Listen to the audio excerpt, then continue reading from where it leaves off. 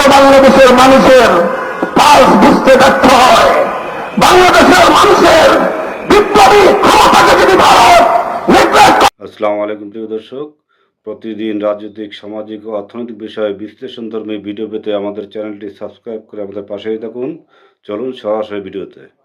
মুসলমানদের সর্বোচ্চ ধর্মীয় প্রতিষ্ঠান মসজিদের উপর হামলা করেছে। সেই হামলা করার পরে কোন মুসলমান ঘরে বসে থাকতে পারে না। স্পষ্ট ভাষায় বলতে চাই, অতীতের সকল ইতিহাসের মধ্যে বাংলাদেশে হিন্দু ভাইরা সর্বোচ্চ আরামে রয়েছে।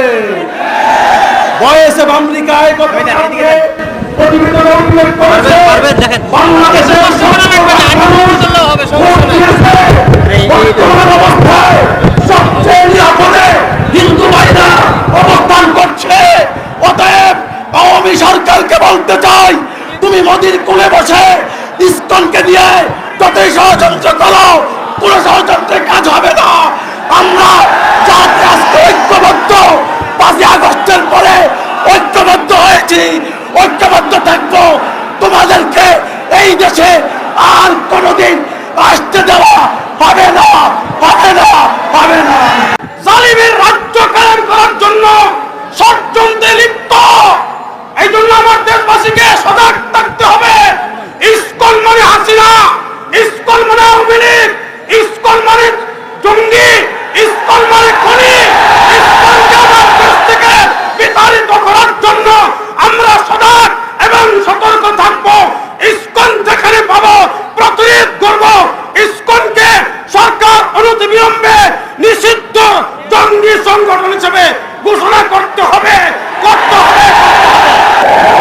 ভারতীয় আধিপত্যবাদকে বাংলাদেশ থেকে মুছে দেওয়া হবে ইনশাআল্লাহ।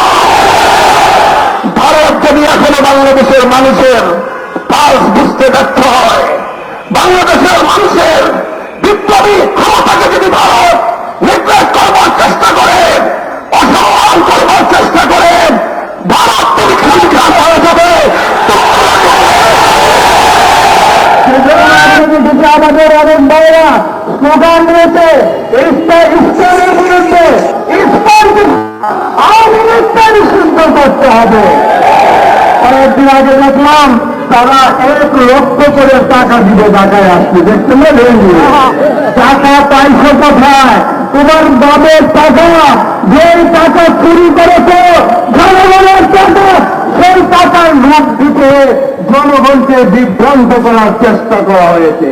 সুতরাং হেফাজতে ইসলাম সবসময় শান্তিপূর্ণ আন্দোলনে বিশ্বাসী। আমাদের নেতারা 2 থেকে 3 বছর জেল কেটেছে, আমরা আন্দোলন করেছি, কারো গায়ে হাত তুলে নাই। সুতরাং আমরাও চাই আমাদের আন্দোলন থাকবে নিয়মতান্ত্রিক আন্দোলন, ইসলামের বিরুদ্ধে হোক, আওয়ামী লীগের বিরুদ্ধে, এসএসের বিরুদ্ধে হোক। আমরা মনে করি জনগণ তাদের ন্যায্য দাবি নিয়মতান্ত্রিক উপায়ে আমাদের প্রশাসনের কাছে আমরা পেশ করতে চাই। পরিশেষে একটা কথা বলি, তোমরা মনে করবে না আগস্ট বিপ্লবের নায়করা গড়ে ফিরে গিয়েছে। আগস্ট বিপ্লবের নায়করা মাঠে ছিল, ওই সরকারের পাশে থাকবে। নতুন সরকার প্রতিষ্ঠিত হওয়ার আগ পর্যন্ত আমরা আপনাদের পাশে আছি, ছিলাম এবং থাকবো। প্রিয় দর্শক, যদি আমাদের ভিডিওটি ভালো লাগে প্লিজ সাবস্ক্রাইব করে আমাদের পাশেই থাকবেন। আল্লাহ হাফেজ।